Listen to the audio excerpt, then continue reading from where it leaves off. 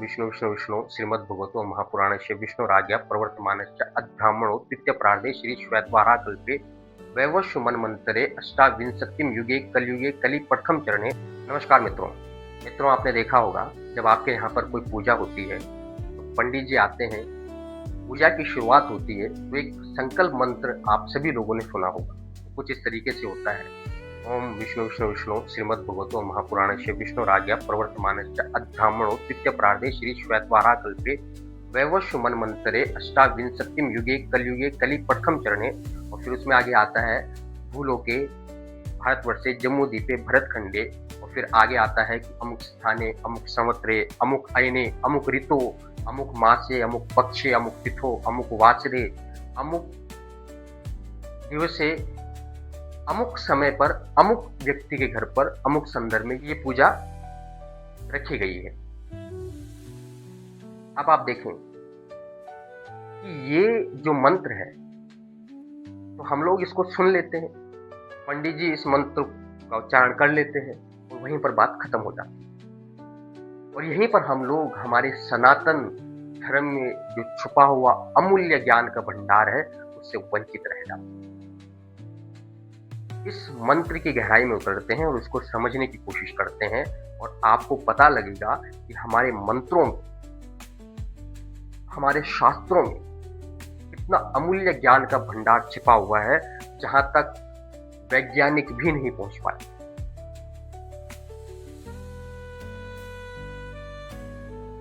इस मंत्र का अर्थ क्या है?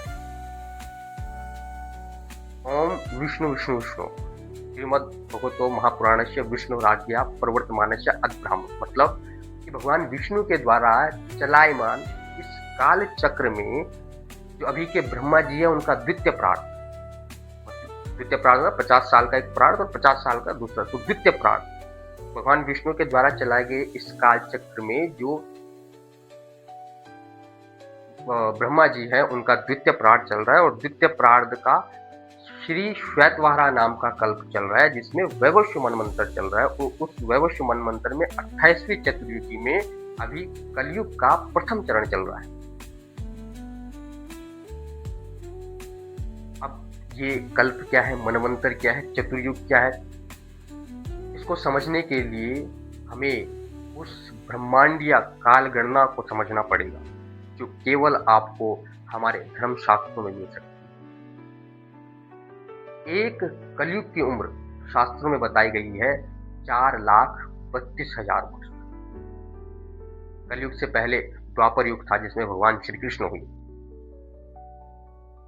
उस द्वापर युग की जो अवधि थी वो कलयुग से दुगनी थी, वो थी लगभग 8,64,000 वर्ष। और इससे पहले था त्रेता युग जिसमें भगवान राम का जन्म हुआ।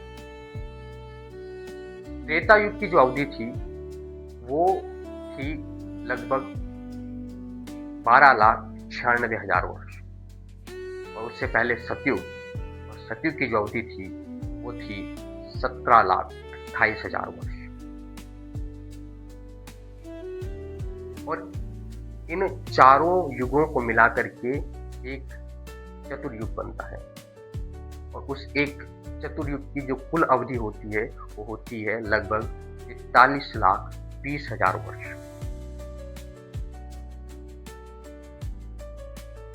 और ऐसे 71 चतुर्युगों को मिलाकर के एक मनवंतर बनता है।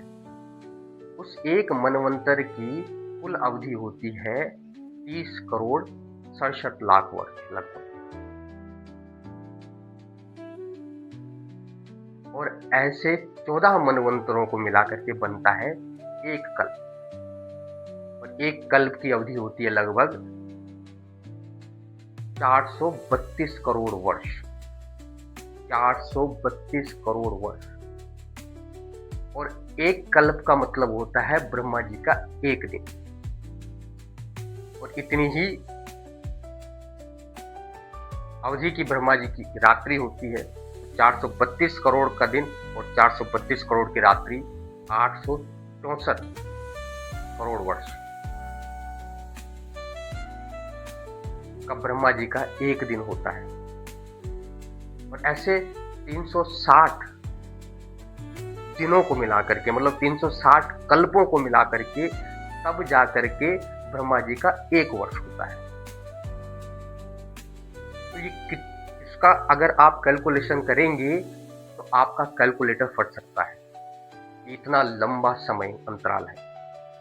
तो क्या बता रहे हैं कि ब्रह्मा जी का एक प्रार्थ 50 साल पूरा हो गया है, और 51वें साल में द्वितीय प्रार्थ शुरू हुआ है। द्वितीय प्रार्थ का पहला ही कल्प श्वेतवारा कल्प चल रहा है, और उस पहले कल्प में 7वें नंबर का मनवंतर वैवस्व मनवंतर चल रहा है, और उस वैवस्व मनवंतर में 28वीं चतुर्युगी अभी मैंने आपको समझाई कि 28वीं चतुर्युगी चल रही है, और उस 28वीं चतुर्युगी में अभी कलयुग का प्रथम चरण चल रहा है। उस प्रथम चरण में अब ये संवत्सर चल रहा है।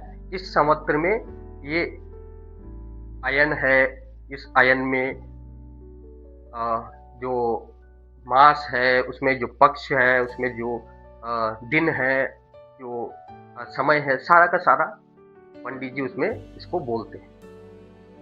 तो इस काल गणना को समझे, या कहीं पर इस तरीके की काल गणना आपको मिलेगी। हम जब कोई निमंत्रण पत्र लिखते हैं तो उसमें तिथि लिखते हैं 26 जनवरी, या हम लिख देते हैं 10 फरवरी 2026 2025। क्या 2025 से पहले ये दुनिया नहीं थी? क्या 2025 से पहले कुछ था ही नहीं? अगर हम 2025 साल पहले जाएं तो क्या तब कुछ नहीं था? तब कैसे समय की गणना होती? हजार नहीं, लाखों साल पहले, करोड़ों साल पहले लिखा जा चुका है। हमारे ऋषि मुनियों ने तपस्या से, अनुसंधान से, अपनी रिसर्च से इस ब्रह्मांड की आयु का भी पता लगा लिया था। और बड़े अचंभे की बात है कि अब जब वैज्ञानिक धरती की अनुमानित आयु बताते हैं तो वो लगभग 432 करोड़ वर्ष ही बताते हैं,